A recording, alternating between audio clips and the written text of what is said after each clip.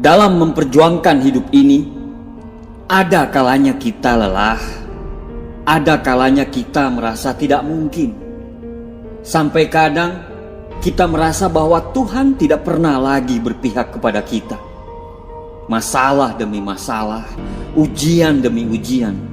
Orang-orang yang dulu memuji kita kini mulai menghina kita. Orang-orang yang dulu dekat kini mulai menjauh. Orang-orang mulai menjatuhkan dengan kata-kata yang menyakitkan. Hidupmu mulai berantakan. Mimpi yang dulu kamu bangun mulai memudar. Kamu patah. Kamu kehabisan tenaga.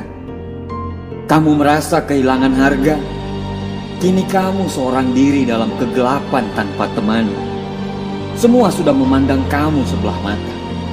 Bahkan orang-orang yang kamu cintai mulai kehilangan kepercayaan. Dan sekarang kamu berada di titik yang paling rendah. Kawan, hatimu boleh patah, matamu boleh basah, tapi kamu jangan pernah menyerah. Kamu akan mampu hadapi semuanya karena Tuhan tidak pernah meninggalkan kamu. Ya, Tuhan tidak pernah meninggalkan kita. Saya tahu ini tidak akan mudah. Saya tahu saya cuma bisa bicara tanpa melihat betapa susahnya dirimu. Tapi siapa lagi yang bisa membuat dirimu bangkit? Tidak ada. Tidak ada satupun. Yang bisa membuat dirimu bangkit dan berdiri adalah dirimu sendiri. Orang hebat tidak dihasilkan melalui kemudahan, kesenangan, atau kenyamanan. Tapi mereka dibentuk melalui kesukaran, tantangan, hinaan, dan air mata. Menjadi luar biasa itu selalu butuh waktu, kawan. Tidak ada yang instan. Kamu harus mengalami kesakitan, karena kesakitan yang akan membuat kamu lebih kuat. Kamu harus mengalami kelelahan, karena kelelahan hanya dimiliki oleh orang-orang yang mau berjuang. Karena sang pemalas tidak akan pernah merasakan lelahnya berjuang. Kamu harus mengalami hinaan, karena hinaan yang akan membuat kamu dewasa. Sehingga pada saat kamu sukses nanti, kamu akan sukses secara mulia tanpa menghina orang lain. Bangkit dan kembalikan percaya dirimu, karena tidak ada yang bisa menolong dirimu dari keterpurukan kecuali dirimu sendiri. Seekor burung yang hinggap di pohon tidak pernah khawatir akan rantingnya yang patah. Karena kepercayaannya bukan terletak pada ranting, tapi dia selalu percaya terhadap sayapnya sendiri. Para pemenang tidak pernah menjadi lemah terhadap semua masalah, karena dia selalu percaya bahwa sukses atau tidaknya dia tergantung pada dirinya sendiri. Percayalah, Tuhan selalu menciptakan masalah, selalu beserta solusi. Kegagalan yang terjadi akan membentuk kamu menjadi pribadi yang lebih kuat. Sukses bukan tentang uang, mobil, ketenaran, atau rumah yang besar. Tapi sukses adalah bagaimana kita bisa menjadi versi terbaik dari diri kita sendiri. Kamu akan jatuh berkali-kali menuju jalan kesuksesan. Tapi yang paling penting adalah bukan pada saat kamu jatuh, tapi bagaimana kamu bisa bangkit lagi pada saat kamu terjatuh. Dan ketika kamu bangkit, percayalah, kamu akan lebih kuat dari sebelumnya. Kamu boleh capek, kamu boleh sakit, kamu boleh menangis, tapi jangan sampai kamu mengizinkan kata menyerah masuk di kepala kamu. Jika kamu memilih berhenti dan menyerah, kamu tidak akan pernah merasakan betapa hebatnya dirimu. Jangan pernah ragukan dirimu, karena Tuhan tidak pernah meragukan. Pertanyaan yang bagus. Bagaimana caranya bersabar saat difitnah? Oke. Apakah kita marah kalau difitnah? Oh, marah. Wajar. Oke. Kita nggak begitu kok. Ya. Tetapi kalau kita marah, apakah pemfitnah senang? Oh iya. Kebahagiaan para pemfitnah, kebahagiaan para pembenci adalah kita bereaksi secara buruk.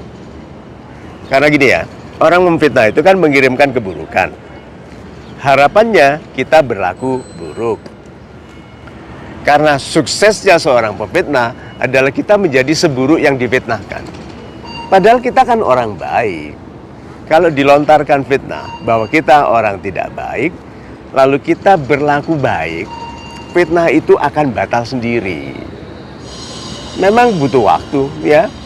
Karena yang mendengar lebih dari satu, semakin Anda terkenal, semakin repot.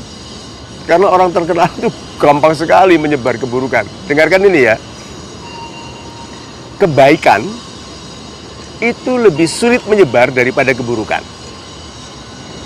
Karena berita kebaikan itu tidak menjadikan rating TV tinggi. Tidak menjadikan majalah koran terjual luas. Kalau semuanya cerita, anak saya lulus nomor 1, oh ibu saya pandai memasak, nggak ada berita. Tetapi berita buruk tentang orang baik itu paling cepat menyebar. Dan kalau Anda orang baik, Anda akan menjadi target dari kebencian, menjadi target dari fitnah. Karena kan yang bekerja melawan sistem Tuhan terhadap pemuliaan orang-orang baik, jadi sistemnya Tuhan itu kan memuliakan orang-orang baik. Yang bekerja melawan itu adalah setan. Setan tidak ingin melihat Anda sukses, menjadi cemerlang, berpengaruh, mempengaruhkan kebaikan, amar ma'ruf, nahi mungkar, tuh mempengaruhkan kebaikan, mencegah terjadinya keburukan. Oh, setan tidak suka, setan tidak mau itu terjadi. Jadi direkrutlah orang-orang yang hatinya sesuai, orang-orang yang keji. Perhatikan, tidak ada orang baik memfitnah loh. Hanya orang jahat yang memfitnah. Perhatikan wajah-wajah mereka. Wajah mereka mencerminkan kejahatan. Karena nggak mungkin orang yang berwajah teduh memfitnah. Tidak mungkin orang-orang yang berwajah penyayang memfitnah. Nah, apabila kita mengerti anatomi gitu dari orang-orang yang membenci, dari yang memfitnah ini, Anda tidak mau ikut-ikut di dalam dialog, kancah polemik dengan mereka. Jadi bersabar dalam masa difitnah itu tidak mudah. Tetapi kalau Tuhan mau memberikan ujian kepada orang-orang yang dicintai dan dimuliakannya, diberikannya ujian yang hanya bisa diselesaikan oleh orang-orang baik. Dengarkan ini ya. Ujian yang bisa diselesaikan oleh orang-orang baik itu, saya tidak katakan orang-orang hebat loh. Ujian yang bisa diselesaikan oleh orang baik itu adalah orang-orang yang bisa dibantu oleh Tuhan. Karena kalau orang baik nggak perlu pinter dalam mengatasi fitnah ya, maksudnya kalau orang baik buat roket ya harus pinter. Kalau orang baik mau buat pesawat terbang ya harus pinter. Tetapi kalau menghadapi fitnah bukan orang pandai, orang baik. Karena orang baik akan diberikan ilham tentang sikap.